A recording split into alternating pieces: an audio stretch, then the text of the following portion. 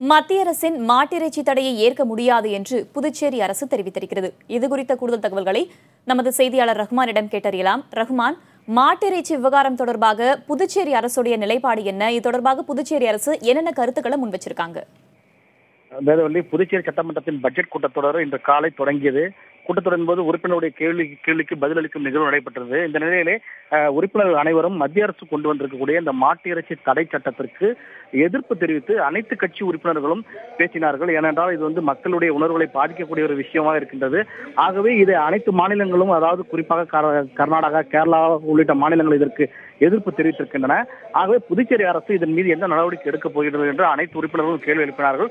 இதற்கு பதிலளித்த நாராயணசாமி, இந்த சட்டம் கொண்டு வந்த அன்றே நான் இதை கடுமையாக எதிர்த்ததாகவும், மக்கள் எந்த உணவு உண்ண வேண்டும் என்பதை மத்திய அரசு முடிவு செய்யக்கூடாது, இது அவர்களுடைய தனி மனித உரிமையை பாதிக்கக்கூடிய செயல் என்று தெரிவித்திருந்தார்.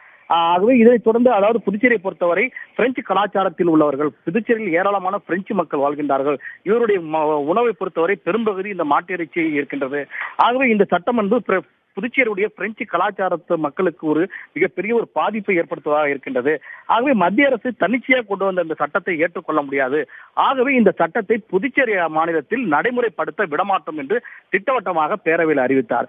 இதனைத் தொடர்ந்து அவர் பேசுகையில், இந்த சட்டத்தை மத்திய அரசு வலியுறுத்தும் பட்சத்தில் தொடர்ந்து, அதாவது கண்டிப்பாக நிறைவேற்றப்பட வேண்டும் என்று மத்திய அரசு வலியுறுத்தினால், இதை எதிர்ப்பதற்காக, இந்த சட்டத்தை நடைமுறைப்படுத்த முடியாது என்பதற்காக வேண்டிய மாநில அரசின் சார்பாக ஒரு சட்டத்தை ஏற்றக்கூட நாங்கள் தயங்க மாட்டோம் என்று சட்டப்பேரவையில் தெரிவித்திருக்கின்றார். இதற்கு உறுப்பினர்கள் அனைவரும் தங்களுடைய ஆதரவு தெரிவித்திருக்கின்றார்கள். புதுச்சேரியை பொறுத்தவரையும் இந்த சட்டத்துக்கு, மத்திய அரசுடைய இந்த சட்டத்திற்கு எதிராக அரசும் தற்போது போர்க்கொடி தூக்கி இருக்கின்றது. வேதவள்ளி, ரகுமான், மாட்டிறைச்சி தடைக்கு எதிராக புதிய சட்டம் கொண்டு வர தயங்க மாட்டோம் நாராயணசாமி சொல்லியிருக்கிறாரு. இந்த நிலையில மாட்டிறைச்சி விற்பனை தடைக்கு புதுச்சேரி சட்டப்பேரவையில எதிர்ப்பு தெரிவிக்கும் போது எதிர்க்கட்சி உறுப்பினர்கள் என்னென்ன விஷயங்களை குறிப்பா சுட்டி காட்டினாங்க?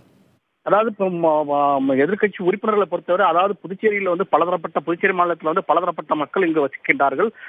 இந்தியா நாட்டை பொறுத்தவரை அதாவது ஜனநாயக நாடு. ஆகவே இந்த நாட்டை பொறுத்தவரை மக்கள் எந்த உணவை உண்ண வேண்டும், எந்த உடை உடுத்த வேண்டும், எந்த மதத்தை பின்பற்றப்பட வேண்டும் என்பதற்கான உரிமை அவர்களுக்கு நம்முடைய சுதந்திர இந்தியாவில் கொடுக்கப்பட்டிருக்கின்றன.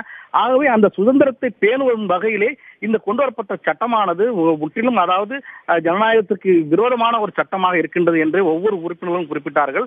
மேலும் விவசாயத்துறை அமைச்சர் கமலக்கண்ணன் குறிப்பிடுகையில், இந்த சட்டம் நடைமுறைப்பட்டால், அதாவது விவசாயத்தை மட்டுமே நம்பி இருக்கக்கூடிய பகுதி காவிரி கடைமடை பகுதியான காரைக்கால் மற்றும் புதுச்சேரி பகுதியாக இருக்கின்றது.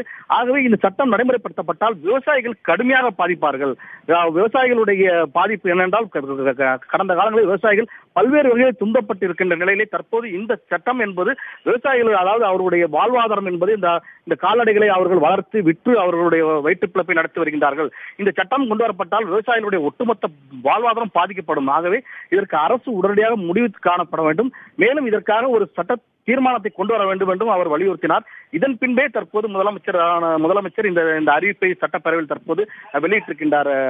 தம்பி தமிழரசன்.